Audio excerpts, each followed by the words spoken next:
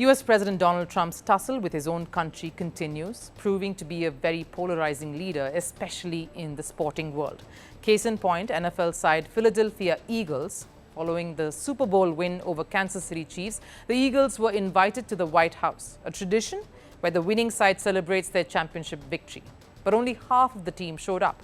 While the missing players said scheduling conflict as the reason behind their absence, could it be due to conflict of opinions, or worse, an old feud that dates back to the year 2018? Our next report dives deeper. If US President Donald Trump's second term can be summed up in 3 words, it would be Newton's third law. For every action he is taking, there is an equal, opposite, and an even stronger reaction. The more invested Trump seems to be in sports, using the medium to promote his propaganda, the more the sporting industry seems to be giving it back to him. His decision to ban transgender athletes from women's sports has been met with severe backlash in various states, and the fight against it continues. But the latest developments might hit him where it matters the most: the National Football League, or the NFL. The Super Bowl winners Philadelphia Eagles were invited to the White House to celebrate their championship triumph. And while 32 Eagles, including the support staff, attended the event, it is believed that half of the squad was absent.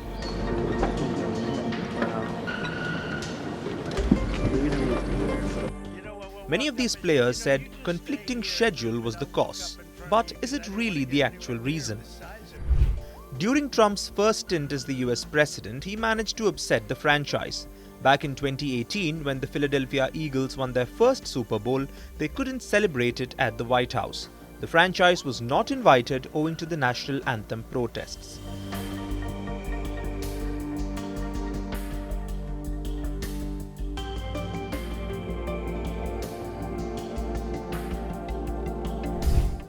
Back then, there was a minor war underway between the NFL players and Donald Trump. The players were kneeling down when the US national anthem was played, this to protest people of color being targeted. But Donald Trump did not like it one bit. He called the act disrespectful to the national anthem. Wouldn't you love to see one of these NFL owners, when somebody disrespects our flag, to say, "Get that son of a off the field right now. Out. He's fired. He's fired." Maybe some of these players haven't quite forgotten Trump's statements just yet. Out of the notable names missing, 2 were part of the 2018 winning campaign. Brandon Graham and Josh Sweat were with the Eagles when the team was uninvited. So clearly the conflict of schedule may not be the only reason, something fans concur with.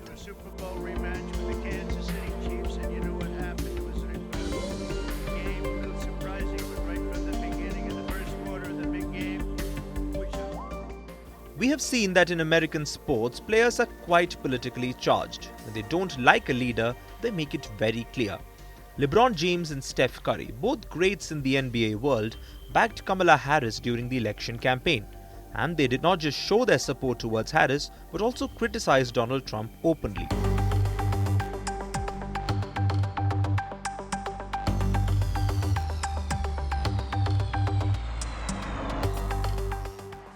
What's worse is that while Trump wants to use sports to promote his agendas, he clearly isn't helping his case. During the White House event, he took a needless jibe at pop star Taylor Swift, a standoff everyone is well aware of by now. I was there along with Taylor Swift. How did that work out? How did that one work out? The Eagles scored a touchdown on their signature play, the tush push. You know what that is? Or I hope they keep that play, Coach. I don't know. What? Swift is not connected with the NFL directly, but her impact in the sport has been massive. Ever since she started attending her partner and Kansas City Chiefs Travis Kelce's matches, the sport saw a significant bump in viewership. So clearly, Taylor Swift is quite important for the sport, which makes Trump not just a disliked figure among Swifties, but also Kansas City Chiefs faithfuls. Maybe it's Trump who's inflicting the sporting backlash upon him, and will have to tread the path quite mindfully if he intends to lead a sporting revolution in America. Greeting you with aloha and namaste. No, I love India. Presence, occupation of a territory by another country pertains to India, what we saw in Kashmir. How do you see Trump's America? Yes, the current administration behaves differently from the previous administration.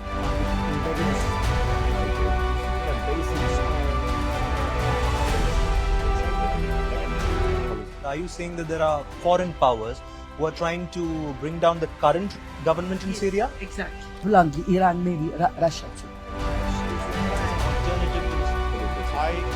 Prime Minister Modi committed to South-South, cooperation. Not over 50%. Is Ukraine prepared to pay the price for that peace? No compromises at the cost of territorial integrity and sovereignty.